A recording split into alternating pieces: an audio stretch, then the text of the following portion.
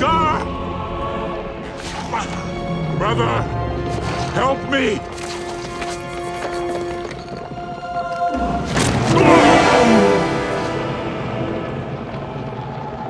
Long live the king.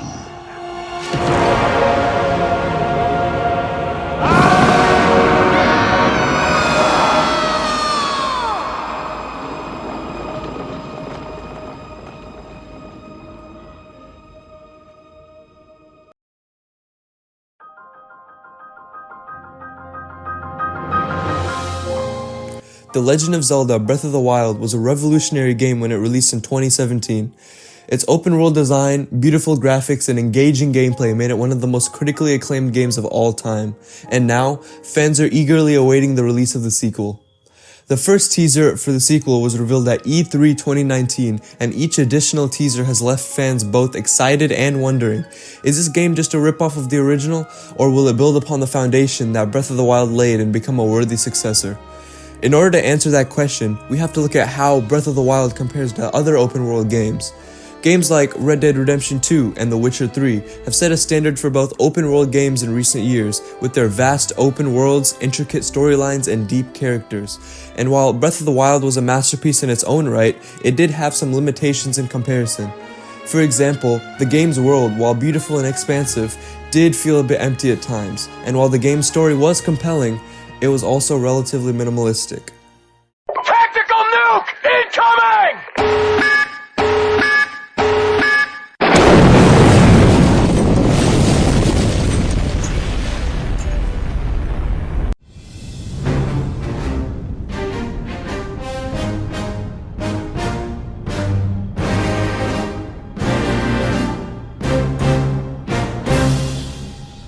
Breath of the Wild was revolutionary for its open world and all of the different items, collectibles, and events that transpired. However, probably one of the largest critiques I have of the world is its lack of depth. Compared to games like Red Dead Redemption 2, which for me is another major open world game I played that's even close to the level of Breath of the Wild, Breath of the Wild's world is sort of empty and lifeless other than some settlements around the map.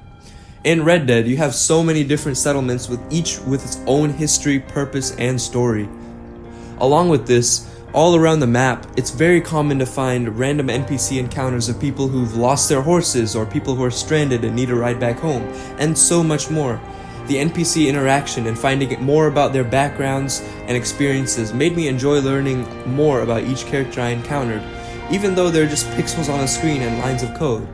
Also, from running into a random NPC, a long story side mission set might start, and you might end up spending hours with just that one NPC trying to complete their side missions.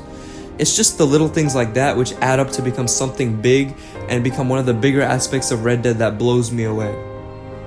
Now, I know Breath of the Wild sort of has this with NPCs like Bolson Construction, which ends up leading into the Terrytown quest, which for me is just my favorite quest in the game.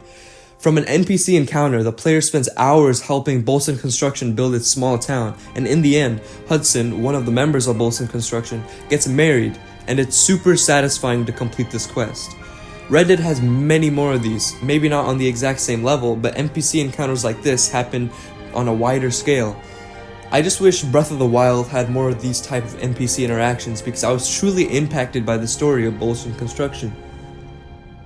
Other than the Terrytown quest, I really only got this NPC interaction satisfaction with my horse, Zelda, and of course my doggo. All the other champions, except maybe Mipha,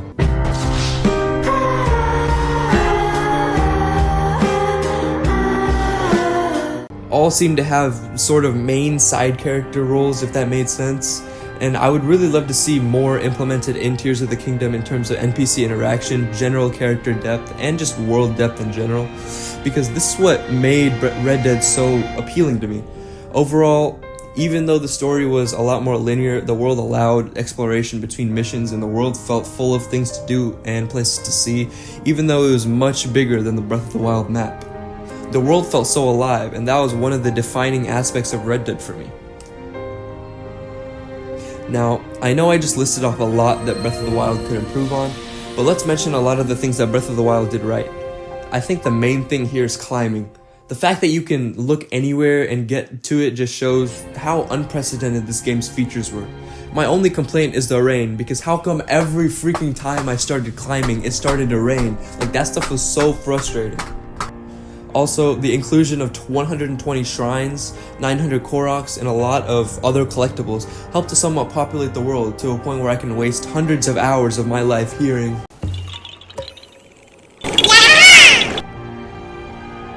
Overall, the world was still phenomenal, and the entire Zelda community should be happy they're expanding upon it.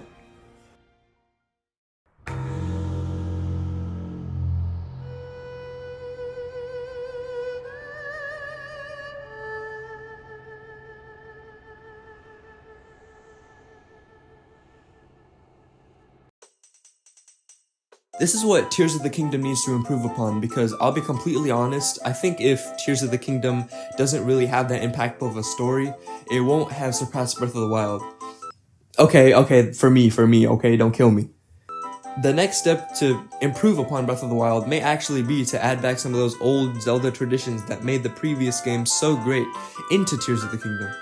Now, regardless of what Nintendo does, if they masterfully craft an impactful and inspiring story with depth to the main characters, then honestly, that's good enough for me. On top of the changes they're doing to the world, and as long as they keep all of the good things that were good in Breath of the Wild in, I think this game would be perfect for me. And the good thing is, the Zelda team said that Tears of the Kingdom will be more story-oriented. At least, I think they did. Which is great news for someone who really wanted a better story, because that was practically the only thing that kept me from rating Breath of the Wild a 10 out of 10. Now, looking at the trailers, I think we can clearly see how Tears of the Kingdom will be solving Breath of the Wild's problems. In the first trailer, we see Link and Zelda exploring a cave system, already showing the improved interactions with other characters in the sequel. The fact that we'll be going on an adventure with Zelda rather than watching it through a memory is a big plus. Unless, of course, it ends up being another memory, which would honestly be gaming's biggest letdown right after Cyberpunk 2077. Now, along with this, we see the results of their expeditions in the cave, being that Ganondorf awakens, Zelda falls into a hole, and Link's arm gets possessed by this green energy, which seemingly stays with him throughout the rest of the game. Also, the entire freaking Hyrule Castle gets lifted up into the sky. These are obviously much more long-term changes to the world than pretty much any other open-world game out there right now, assuming they actually take place the way I'm describing, which might not be the case. However, if it is, then that is some unprecedented stuff right there, because I really can't think of an open-world game right now that has this much change happen to the world during the story itself to this magnitude. Now, I know we saw long-term game changes in Breath of the Wild with the movement of the Divine Beasts, but compared to what we might be getting in Tears of the Kingdom, I feel like that's nothing. In the third trailer, we see stone carvings of a seemingly ancient war and a mysterious figure, but that all suggests that there might be a larger story arc in the game because of these additions. Now, all the teaser trailers we've already gotten so far show a decent amount that the problems of the first game will be somewhat addressed, and hearing what the team have said about the game, I think it's clear they're aiming for it to be even better than the first, which they should be. I've been watching online the Zelda community's reaction to the release of new information about Tears of the Kingdom, and how a lot of people are worried, but honestly, I'm here to say I don't think we have to worry about it.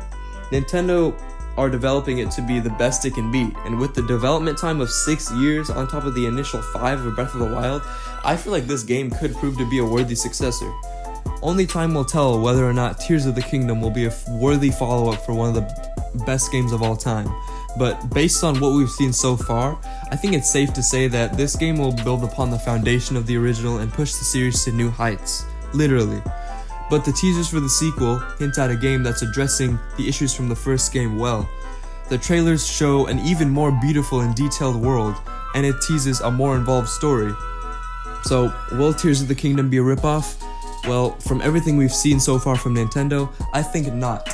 It won't be a ripoff, but a clever continuation of Breath of the Wild through increased depth of the game's world and the advancement of the story from Breath of the Wild.